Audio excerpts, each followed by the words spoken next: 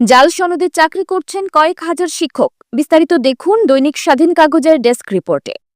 জাল সনদে বিভিন্ন শিক্ষা প্রতিষ্ঠানে চাকরি করছেন সহস্রাধিক শিক্ষক। গত ৩ মাসে দেশের বিভিন্ন অঞ্চলের প্রতিষ্ঠান পরিদর্শনকালে এই তথ্য পাওয়া গেছে।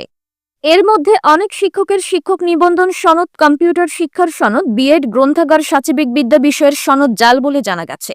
সোমবার একটি অনলাইন গণমাধ্যমের সঙ্গে আলাপকালে এই তথ্য জানিয়েছেন ডিআইয়ের পরিচালক অধ্যাপক মোহাম্মদ সাইফুল ইসলাম। সংস্থাটির প্রধানের দায়িত্ব পালন করা এই কর্মকর্তা জানিয়েছে, আমি ডিআইএতে যোগ দেওয়ার পর এই পর্যন্ত ১,০০০-এর বেশি প্রার্থীর সনদের সমস্যা থাকার তথ্য পেয়েছি, যার অধিকাংশ সনদই জাল সংক্রান্ত।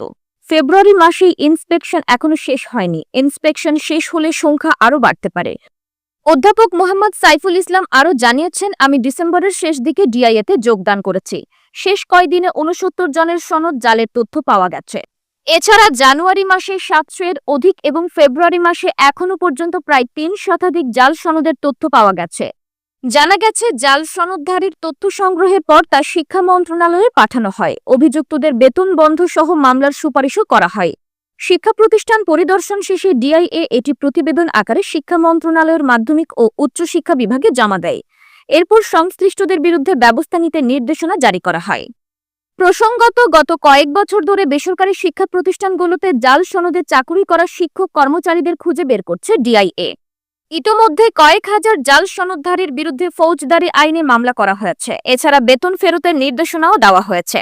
এবার নতুন করে আরও ১,০০০-এর বেশি শিক্ষক কর্মচারীর সনদ জালের তথ্য পেয়েছে ডিআইএ।